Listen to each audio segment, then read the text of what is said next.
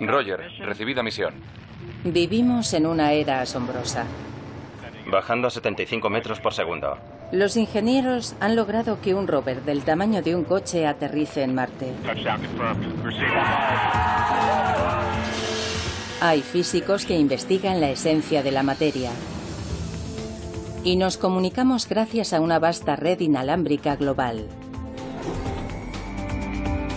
Pero detrás de todos estos avances modernos hay algo misterioso y muy poderoso. Lo llaman el lenguaje del universo. Y quizás se trate del mayor logro de la civilización: las matemáticas. Pero, ¿de dónde salen? ¿Y por qué en la ciencia funcionan tan bien? Albert Einstein se preguntaba, ¿cómo es posible que las matemáticas expliquen tan bien cómo funciona el universo? ¿Son las matemáticas humanas? No parece existir un límite en las habilidades numéricas de los animales. ¿Está en ellas la clave del cosmos? Yo creo que nuestro mundo físico solo tiene propiedades matemáticas. A continuación, el gran misterio de las matemáticas.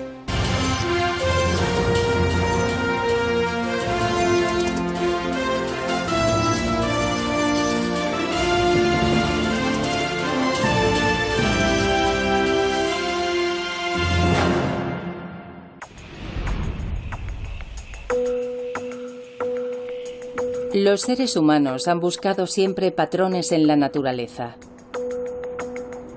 Hace miles de años contemplaron las estrellas y descubrieron algo que llamaron constelaciones.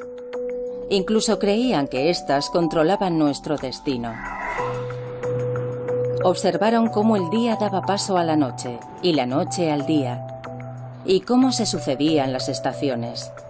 A ese patrón lo llamamos tiempo. Vemos patrones simétricos en el cuerpo humano y en las rayas del tigre, y los incorporamos en lo que creamos, desde el arte hasta nuestras ciudades. Pero, ¿qué nos dice eso a nosotros? ¿Por qué la forma espiral de la concha del Nautilus es tan similar a una galaxia o a la espiral que vemos cuando cortamos una col? Cuando los científicos quieren comprender los patrones de nuestro mundo, a menudo recurren a una poderosa herramienta: las matemáticas. Cuantifican sus observaciones y usan técnicas matemáticas para examinarlas, esperando descubrir las causas subyacentes en el ritmo de la naturaleza. Y funciona, desvelando desde los secretos ocultos tras las órbitas de los planetas hasta las ondas electromagnéticas que conectan nuestros teléfonos móviles. Las matemáticas incluso nos conducen hasta las partes constructivas subatómicas de la materia, lo cual plantea una pregunta: ¿por qué funcionan? ¿Existe una naturaleza matemática inherente a la realidad? ¿O están en nuestra cabeza?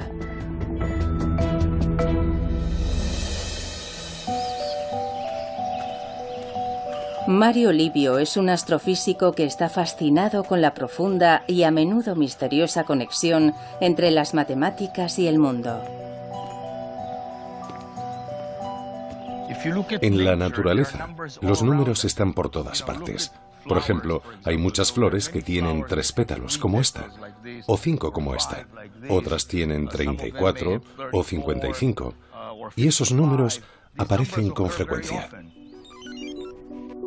Puede que parezcan números aleatorios, pero todos forman parte de lo que se conoce como la sucesión de Fibonacci, una serie numérica desarrollada por un matemático del siglo XIII. Comienzas con los números 1 y 1, y a partir de ahí sumas los 2 últimos números. 1 más 1 es 2. 1 más 2 es 3. 2 más 3 es 5. 3 más 5 es 8. Y continúa así. Hoy, muchos siglos después, esta aparentemente arbitraria progresión numérica fascina a muchas personas que ven en ella la clave de todo, desde la belleza humana hasta el mercado bursátil. Aunque muchas de esas afirmaciones no se han demostrado, resulta curioso cómo la evolución parece favorecer a esos números. Lo cierto es que esta secuencia aparece con frecuencia en la naturaleza. Los números de Fibonacci aparecen en el recuento de pétalos, especialmente en los de las margaritas, pero eso solo es el principio. Estadísticamente, los números de Fibonacci aparecen mucho en botánica. Por ejemplo, si observamos la base de una piña, a menudo vemos espirales en sus escamas. Y si contamos esas espirales, normalmente hallamos un número de Fibonacci. Pero si las contamos en dirección contraria, encontraremos el número de Fibonacci adyacente.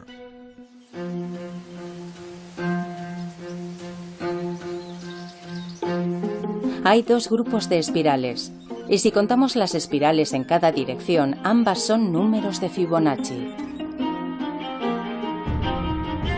Aunque hay algunas teorías que explican la conexión botánica de Fibonacci, aún se siguen planteando preguntas fascinantes. ¿Saben matemáticas las plantas? La respuesta a esa pregunta es no.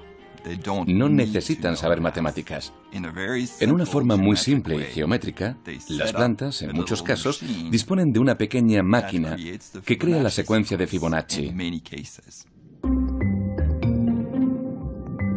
Las misteriosas conexiones entre el mundo físico y las matemáticas son muy profundas.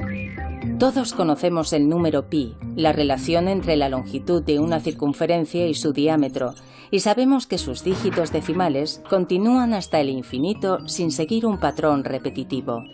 Recientemente, en el año 2013, se calcularon 12,1 billones de dígitos, pero de alguna forma, pi es mucho más que eso.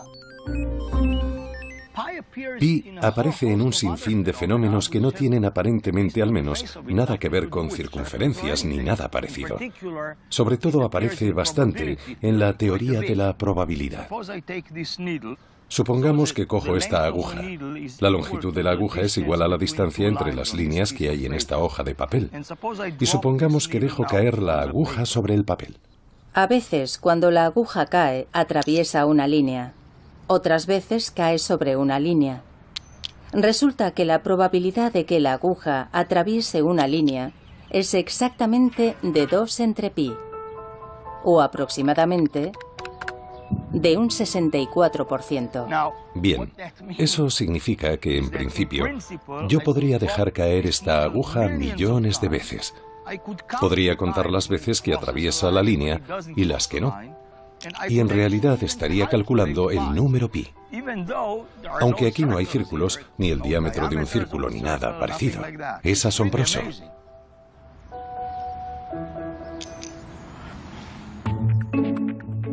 Dado que pi relaciona un objeto redondo, un círculo, con otro recto, su diámetro, puede aparecer en los lugares más extraños. Algunos lo ven en los meandros de los ríos. La longitud real del río, que serpentea desde su nacimiento hasta su desembocadura, comparada con la distancia real, por lo general tiende a ser pi. Los modelos de cualquier cosa en la que intervengan ondas contienen el número pi. Igual ocurre con la luz y el sonido. Pi nos dice qué colores deberían aparecer en un arco iris y cómo sonará un do medio en un piano. Pi aparece en las manzanas, en el modo en que las células crecen con formas esféricas, o en el resplandor de una supernova. Alguien escribió que es como si viéramos a Pi en una serie de picos montañosos, elevándose sobre un valle cubierto de niebla. Sabemos que todos están conectados de alguna forma, pero no siempre resulta obvio descubrir cómo lo están. Pi solo es un ejemplo más de una vasta red matemática interconectada que parece revelar un orden, a menudo oculto y profundo, en nuestro mundo. El físico Max Tegmark cree saber el porqué. Él ve similitudes entre nuestro mundo y el mundo de un juego de ordenador.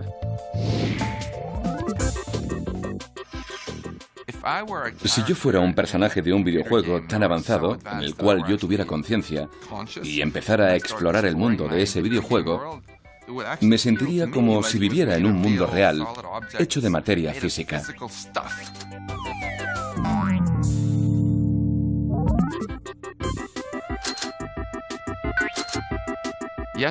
Pero si, como el físico curioso que soy, empezara a estudiar las propiedades de la materia, las ecuaciones que otorgan a todas las cosas sus propiedades, finalmente descubriría que todas esas propiedades son matemáticas.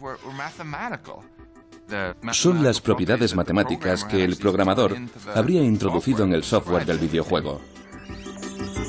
Las leyes de la física en un juego, por ejemplo, cómo un objeto flota, rebota o choca, solo son reglas matemáticas creadas por un programador.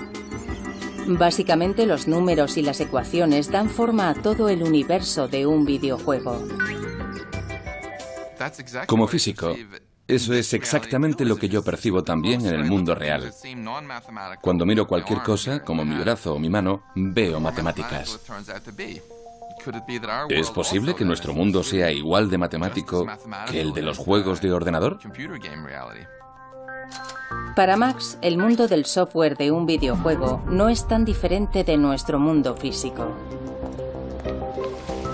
Él cree que las matemáticas sirven para describir la realidad, porque lo único que hay es eso, matemáticas, nada más. Muchos de mis colegas físicos dirán que las matemáticas describen nuestra realidad física, al menos de una forma aproximada.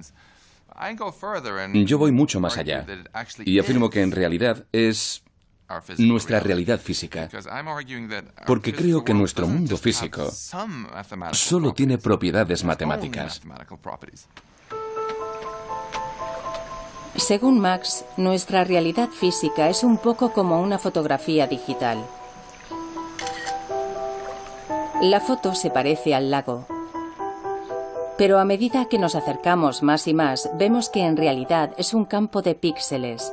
Cada uno de ellos está representado por 3 números que determinan la cantidad de rojo, verde y azul. Aunque el universo es vasto tanto en tamaño como en complejidad y describirlo requiere una sucesión de números increíblemente larga, Max ve su estructura matemática subyacente como algo muy simple. Tan solo 32 números, constantes, como la masa de las partículas elementales, junto con un puñado de ecuaciones matemáticas, las leyes fundamentales de la física. Y todo cabe en una pared, aunque aún hay algunos interrogantes. Aunque desconozcamos qué es lo que irá aquí exactamente, estoy convencido de que serán ecuaciones matemáticas. Al final, todo son matemáticas. La visión Matrix del mundo de Max Tegmark, en el que las matemáticas no solo describen la realidad, sino que son su esencia, puede parecer radical, pero tiene raíces profundas en la historia. Se remonta a la antigua Grecia, a los tiempos del filósofo y místico Pitágoras. La historia cuenta que Pitágoras investigó la afinidad entre las matemáticas y la música, una relación que hoy está presente en el trabajo de Esperanza Spalding, una aclamada música de jazz que ha estudiado teoría musical y ve similitudes entre la música y las matemáticas. Me encantan las matemáticas, pero lo que más me gusta de ellas lo expreso a través de la música. Al principio estudias muchas ecuaciones, pero necesitas tener una relación muy visceral con el resultado de esas ecuaciones, que es el sonido, la armonía, la disonancia y todo eso. Soy mejor música que matemática, pero me encantan las matemáticas. Las dos son igual de exigentes. Tienes que estudiar. Sí, como una loca. Los antiguos griegos encontraron 3 relaciones entre notas especialmente agradables. Ahora las llamamos octava, quinta y cuarta. La octava es fácil porque son las primeras dos notas de Somewhere Over the Rainbow. Es una octava. La quinta suena así, o como las primeras notas de Brilla, brilla, estrellita. Y la cuarta así, como por ejemplo en las dos primeras notas de Here Comes the Bride. Se dice que en el siglo VI a.C.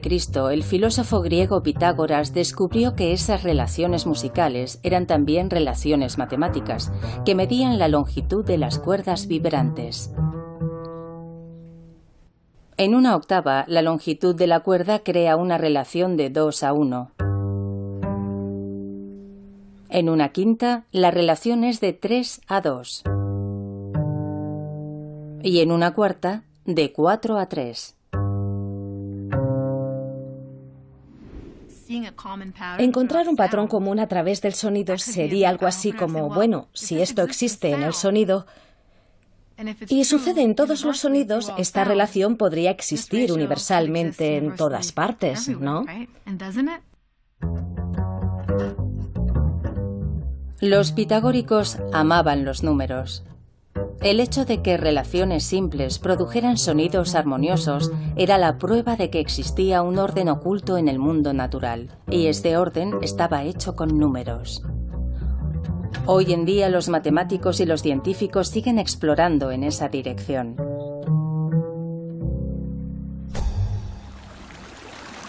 De hecho, hay muchos otros fenómenos físicos que siguen relaciones simples.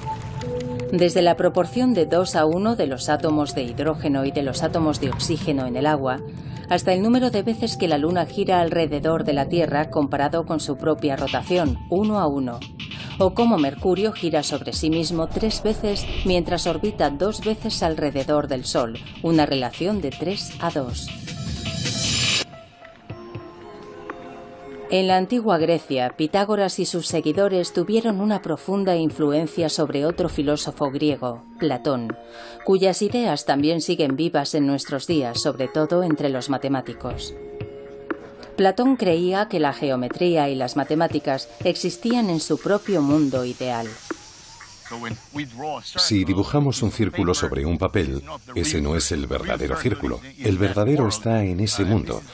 Y esto solo es una aproximación a ese círculo real. Lo mismo ocurre con las demás formas. A Platón le gustaban mucho estos 5 sólidos, los sólidos platónicos, como los llamamos hoy, y les asignó los elementos que formaban el mundo según su concepción. El estable cubo era la Tierra. El tetraedro con sus esquinas puntiagudas era el fuego. El rítmico octaedro era el aire. El icosaedro de 20 caras, el agua. Y por último, el dodecaedro, el sólido que representaba el cosmos como un todo. Las formas matemáticas de Platón eran la versión ideal del mundo que nos rodea y se hallan en su propio reino. Y aunque pueda parecer extraño que las matemáticas existan en su propio mundo y que modelen todo lo que vemos en él, incluso hoy muchos matemáticos y científicos tienen la sensación de que cuando hacen matemáticas solo están descubriendo algo que ya estaba ahí fuera. Cuando trabajo, las matemáticas se revelan ante mí. Tengo la sensación de que hay algo ahí fuera que intento encontrar, comprender y alcanzar. Con la matemática moderna, es como si siempre existiera algo antes de que tú llegaras ahí. En mi opinión, lo que estudiamos los matemáticos es más un descubrimiento que una invención, porque estamos descubriendo algo sobre la forma en la que funciona nuestra mente cuando interactúa con el mundo. Bueno, eso lo sé, porque es lo que hago. Vengo a trabajar, me siento delante de la pizarra e intento comprender qué es eso que está ahí fuera. Y de vez en cuando descubro una pequeña parte de algo que ya estaba ahí. Muchos matemáticos tienen la sensación de que las matemáticas, más que inventarse, se descubren. ¿Pero solo es una sensación? ¿Podría ser que las matemáticas fueran exclusivamente un producto del cerebro humano? Este es Xiam, un auténtico prodigio de las matemáticas. 800 en el SAT de matemáticas. No está mal. ¿A qué edad lo hiciste? 11 años. 11. Vaya, es una nota perfecta. ¿De dónde surge el genio matemático de Xiam? Resulta que podemos ubicarlo y todo está en su cabeza. Mediante una resonancia magnética funcional, los científicos pueden escanear el cerebro de Xiam mientras resuelve pruebas matemáticas para ver qué partes del cerebro reciben más sangre y por tanto trabajan más que otras partes. Muy bien, vamos a empezar, ¿vale? En las imágenes de su cerebro, el lóbulo parietal muestra un color rojo intenso. Xiam depende de la región parietal de su cerebro para resolver esas operaciones, igual que muchas personas dotadas para las matemáticas. En pruebas similares a la de Xiam, los chicos que mostraban más aptitudes para las matemáticas tenían una actividad neuronal en esta zona del cerebro 6 veces mayor que la de los chicos normales. ¿Pero eso se debe al aprendizaje y a una práctica intensa o los fundamentos de las matemáticas se encuentran en nuestro cerebro? Los científicos buscan la respuesta aquí, en el centro del lémur de la Universidad de Duke, en Carolina del Norte, un refugio de 30 hectáreas para especies de lémures en peligro de extinción. Como todos los primates, los lémures están emparentados con los seres humanos a través de un ancestro común que vivió hace más de 65 millones de años. Los científicos creen que los lémures comparten muchas características con esos primeros primates, lo que los convierte en una ventana, aunque muy borrosa, a nuestro pasado. Tienes que elegir, Teres, vamos. La profesora Liz Brannon investiga lo bien que los lémures, como Teres, pueden comparar cantidades. La mayoría de los animales elige una cantidad mayor de comida. ¿Qué es lo que hace Teres? ¿Por qué son diferentes estos animales a la hora de comparar dos cantidades? Bueno, obviamente no usan etiquetas verbales ni símbolos. Nosotros queremos saber si realmente usan números puros, como estímulo. Para probar si Teres puede distinguir cantidades, le han enseñado un juego de ordenador con una pantalla táctil. El cuadrado rojo significa que comienza una ronda. Si lo toca, aparecen 2 cuadrados con diferentes objetos. Teres ha sido entrenado de forma que si elige el rectángulo con el número menor, consigue una recompensa, una bolita de azúcar. ¿Y si la respuesta es errónea? Lo repetimos muchas veces para tener claro que se fija en el número y no en otra cosa. Para asegurarse de que el animal reacciona al número de objetos y no a otro estímulo, Liz cambia el tamaño, el color y la forma de los objetos. Ella ha hecho miles de pruebas y ha demostrado que los lémures y los monos rhesus son capaces de aprender a elegir la respuesta correcta. Teres obviamente no posee un lenguaje y tampoco cuenta con símbolos para los números. Entonces, ¿está contando hace lo mismo que un niño cuando recita los números 1, 2, 3? No. Y aún así, parece responder a la esencia abstracta de lo que es un número.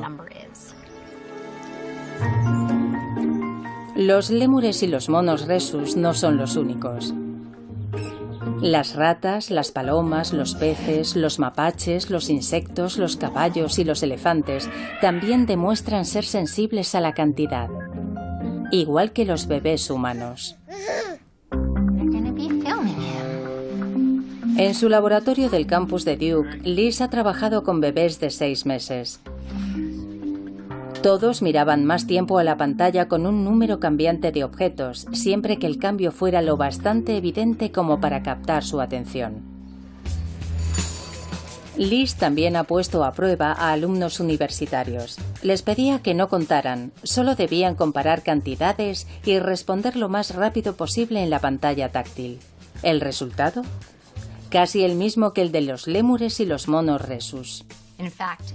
De hecho, algunos humanos no son tan buenos como nuestros monos, y otros son mucho mejores. La respuesta humana es muy variable, pero por lo general es muy similar a la de un mono.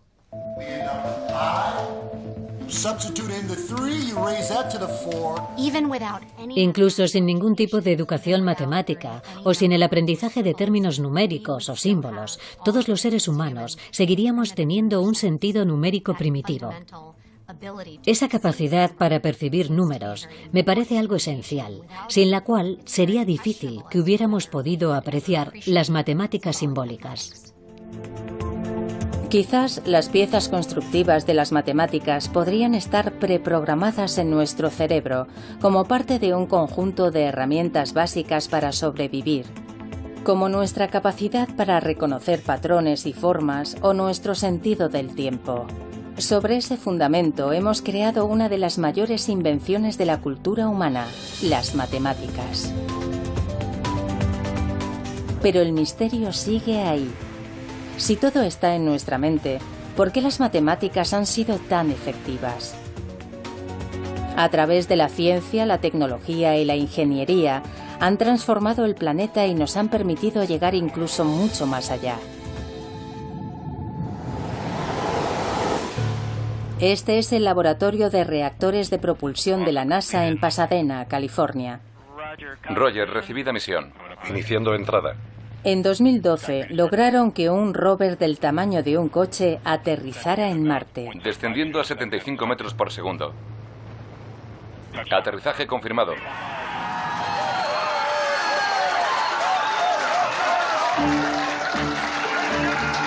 Adam Stelzner era el ingeniero jefe del equipo que diseñó el sistema de aterrizaje. Su trabajo dependía de un descubrimiento revolucionario del Renacimiento que hizo que las matemáticas se convirtieran en el lenguaje de la ciencia. La ley de la caída libre de los cuerpos. El filósofo griego Aristóteles enseñaba que los objetos más pesados caían más deprisa que los más ligeros. Una idea que superficialmente tiene sentido.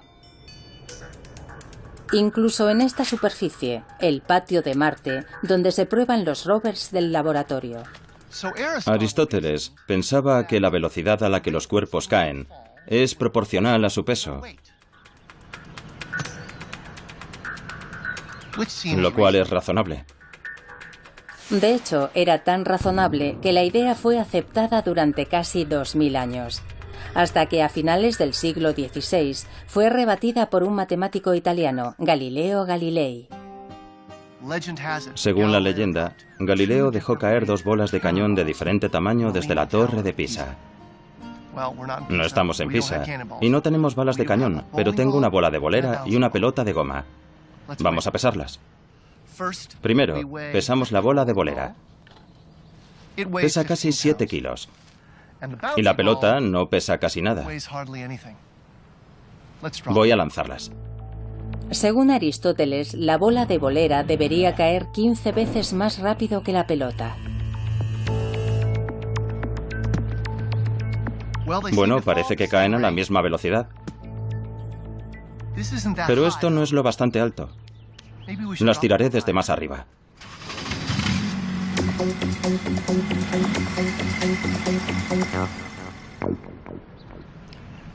Ed está a 6 metros de altura. Veamos si caen a la misma velocidad. ¿Listo?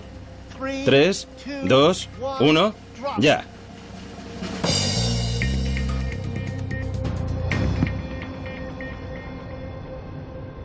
Galileo estaba en lo cierto. Aristóteles pierde. Dejar caer plumas y martillos es engañoso debido a la resistencia del aire.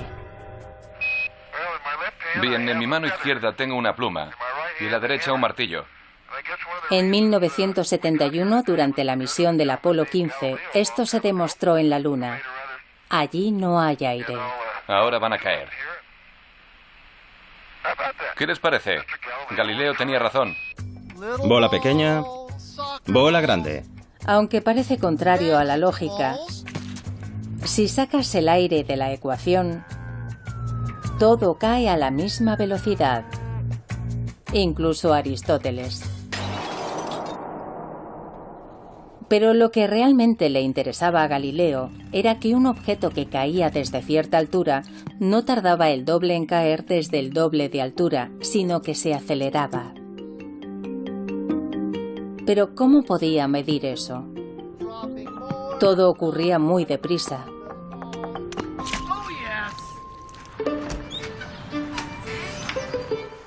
A Galileo se le ocurrió una solución muy ingeniosa. Construyó una rampa, un plano inclinado, para reducir el movimiento de caída y poder medirlo. Vamos a usar esta rampa para encontrar la relación entre la distancia y el tiempo. Para el tiempo usaré una unidad arbitraria, un Galileo. Un Galileo. La longitud de la rampa que la bola recorre durante un Galileo será la unidad de distancia. Tenemos una unidad de distancia en una unidad de tiempo. Ahora lo probaremos contando hasta 2. Un Galileo, 2 Galileos.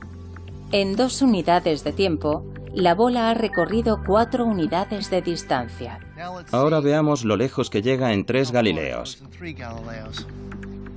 Un Galileo, 2 Galileos, 3 Galileos.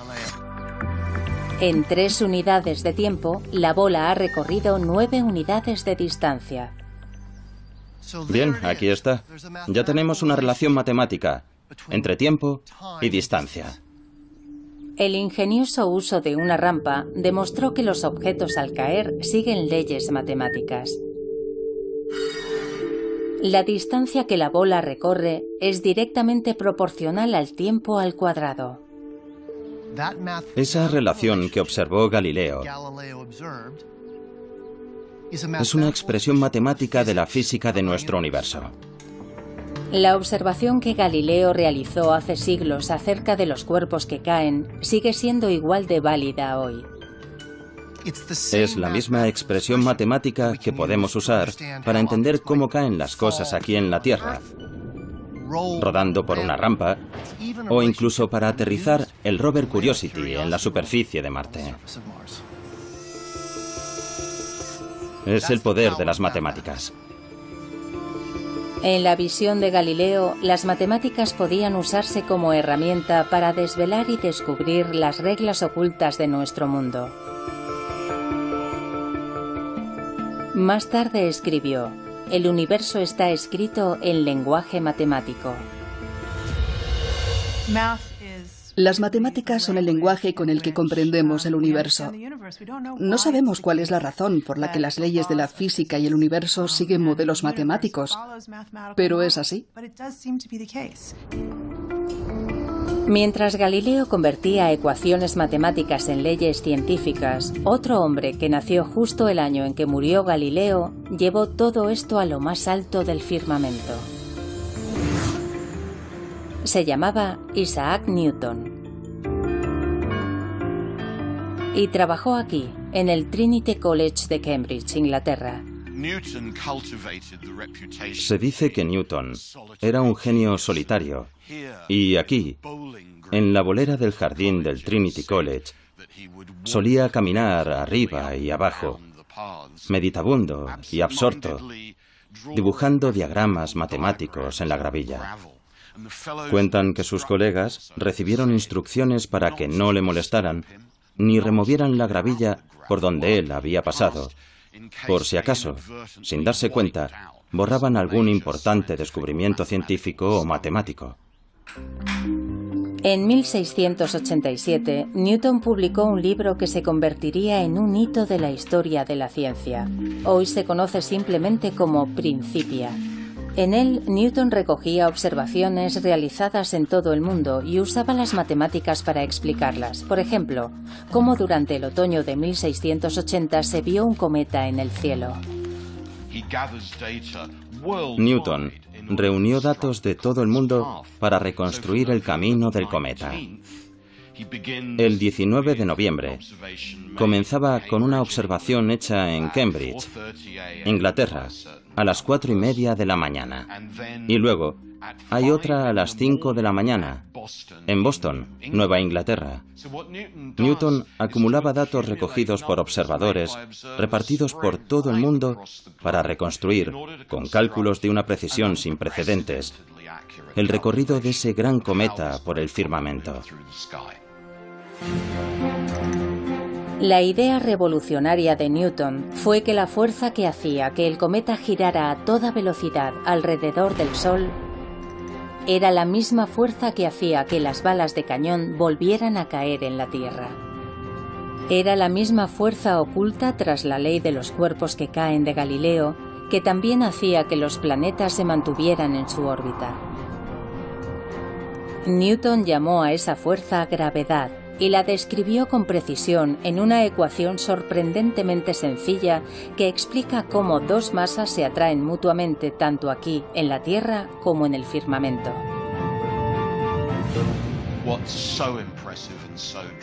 Lo más impresionante y espectacular es que una sola ley matemática te permita moverte por todo el universo. Hoy incluso podemos observarla en acción mucho más allá de la Vía Láctea. Esto es una imagen de dos galaxias que se atraen y están fusionándose. Así es como nace una galaxia. Exacto. Mario Livio forma parte del equipo que trabaja con las imágenes del telescopio espacial Hubble. Durante décadas los científicos han usado el Hubble para explorar más allá de nuestro sistema solar y de las estrellas de nuestra galaxia. Nos muestra las lejanas nubes de gas de las nebulosas y un vasto número de galaxias que giran en el espacio a una distancia de miles de millones de años luz. Esas imágenes revelan que en todo el universo visible, hasta donde el telescopio Hubble puede ver, sigue rigiendo la ley de la gravedad. Newton describió las leyes de la gravedad y del movimiento basándose en las cosas que pasaban en la Tierra y en los planetas del sistema solar y demás. Pero esas mismas leyes, exactamente las mismas, siguen rigiendo en las galaxias más distantes. Y todo en ellas, cómo se forman y cómo se mueven, está controlado por esas mismas leyes matemáticas. Algunas de las mentes más brillantes del mundo han descubierto con asombro cómo las matemáticas impregnan el universo. Albert Einstein se lo preguntaba. Decía, ¿cómo es posible que las matemáticas, que él pensaba que eran un producto del pensamiento humano, expliquen tan bien el universo tal y como lo vemos? Y el premio Nobel de Física Eugene Wigner acuñó esta frase: la irrazonable efectividad de las matemáticas. Wigner decía que el hecho de que las matemáticas puedan describir también el universo, en especial las leyes físicas, es un don que no comprendemos ni merecemos. En la física abundan los ejemplos de esta irrazonable efectividad.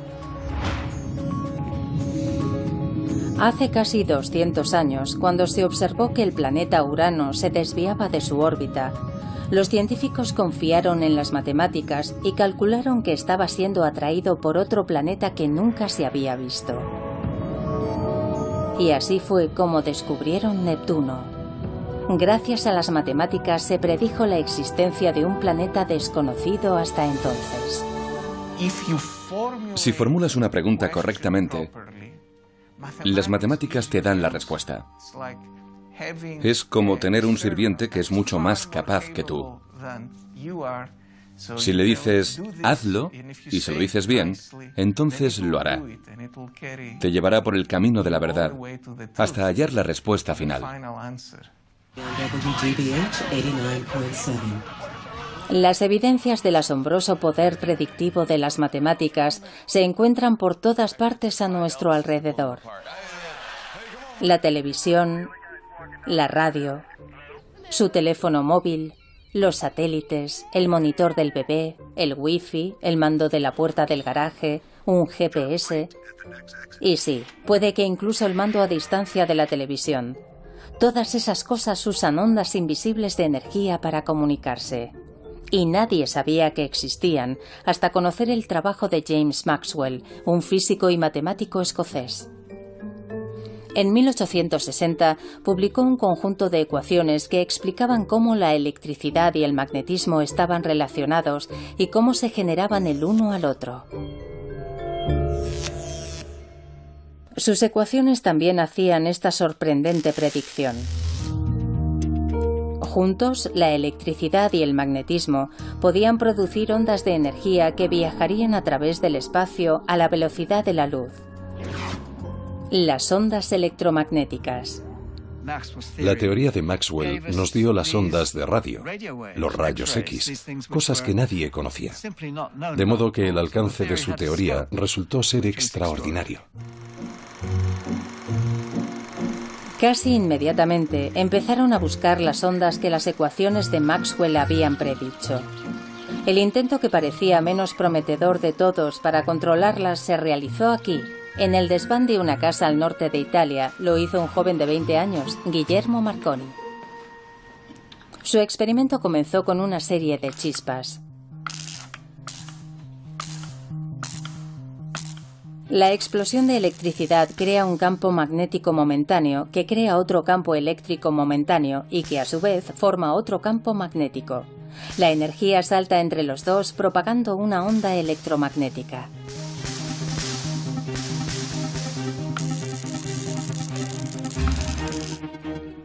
Marconi ideó su sistema para que funcionara en un interior, pero luego lo amplió.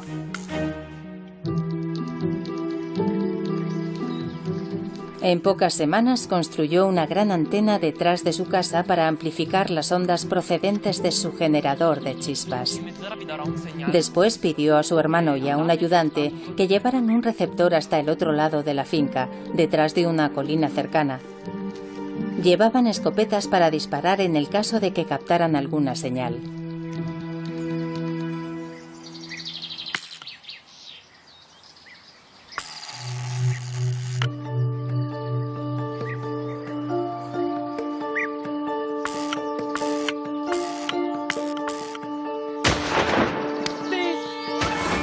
Y funcionó. Detectaron la señal a pesar de que el receptor estaba detrás de la colina, a 1500 metros de distancia. Fue la transmisión más lejana realizada hasta entonces. En menos de 10 años, Marconi consiguió enviar señales de radio a través del Atlántico.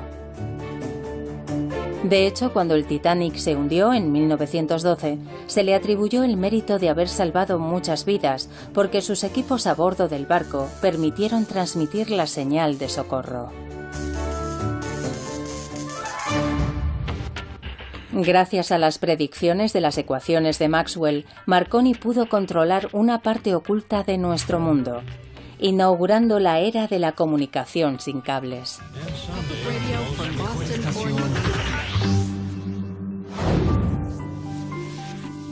Desde Maxwell y Marconi, las evidencias de la capacidad predictiva de las matemáticas no han hecho más que aumentar, especialmente en el mundo de la física. Hace prácticamente 100 años no sabíamos que existían los átomos. Se necesitaron muchos experimentos para descubrir sus componentes, el electrón, el protón y el neutrón. Pero cuando los físicos quisieron profundizar, las matemáticas iban en cabeza, revelando finalmente un auténtico zoo de partículas elementales. Descubrimientos que hoy continúan en el CERN, la Organización Europea para la Investigación Nuclear, en Ginebra, Suiza. Actualmente es más conocido por su gran colisionador de hadrones, un acelerador de partículas circular de 27 kilómetros construido bajo tierra.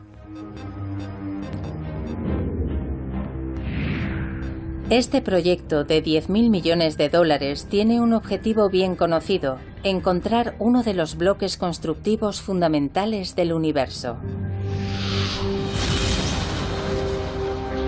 Una partícula subatómica cuya existencia predijeron matemáticamente hace casi 50 años Robert Brout y François Englert en Bélgica y Peter Higgs en Escocia.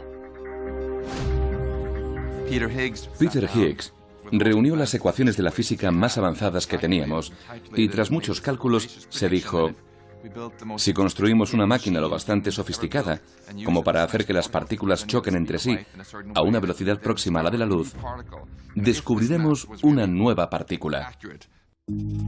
El descubrimiento de la partícula de Higgs sería la prueba del campo de Higgs, una melaza cósmica que es el material de la masa de nuestro mundo, lo que habitualmente experimentamos como peso.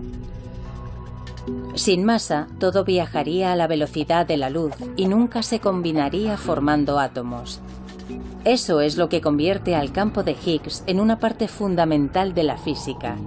Y por eso llaman a la partícula de Higgs partícula de Dios. En 2012 se pudo constatar la veracidad del trabajo realizado por Peter Higgs y sus colegas hace unas décadas. Los experimentos del CERN confirmaron la existencia de la partícula de Higgs. Lo construimos, funcionó y viajamos gratis a Estocolmo.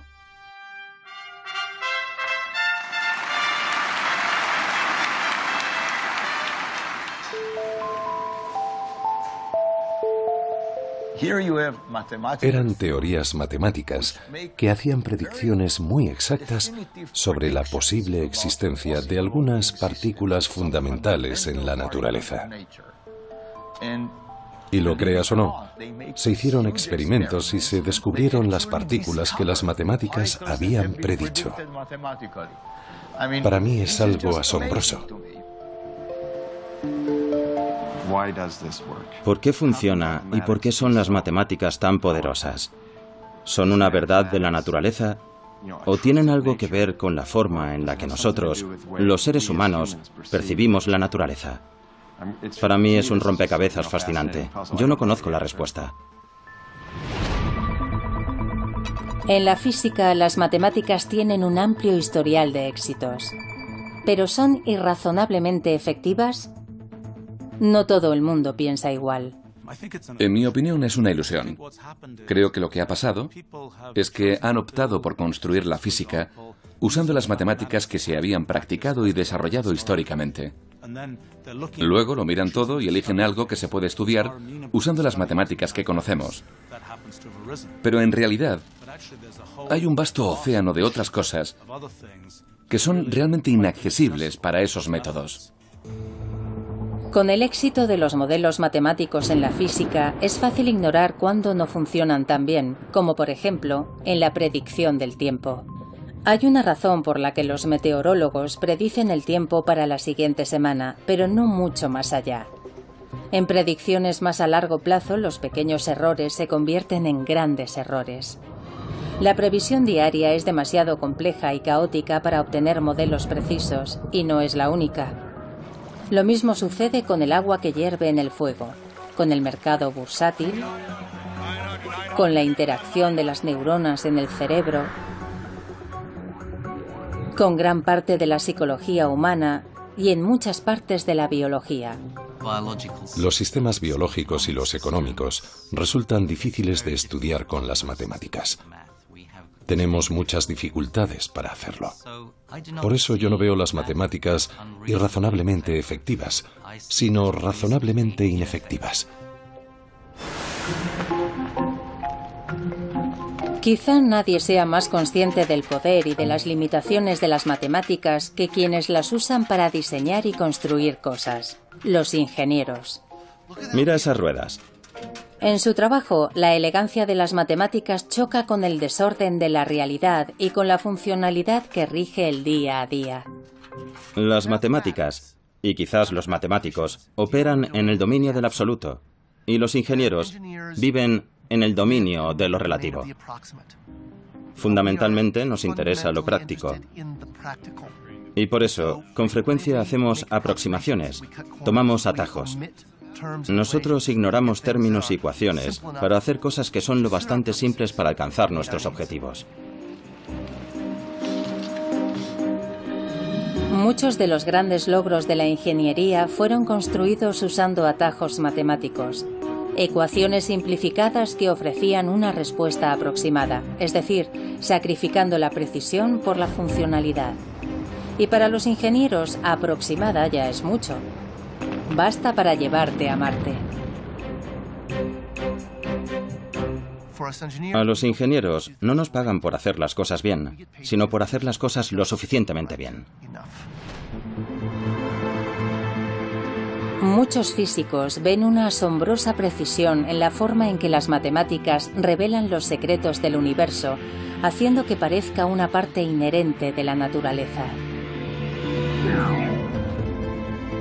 Mientras que en la práctica, los ingenieros tienen que sacrificar la precisión de las matemáticas para que algo sea útil, haciendo que parezcan una herramienta imperfecta de nuestra propia invención. Entonces, ¿qué son las matemáticas? ¿Forman parte del universo o son una invención humana? Puede que ambas cosas.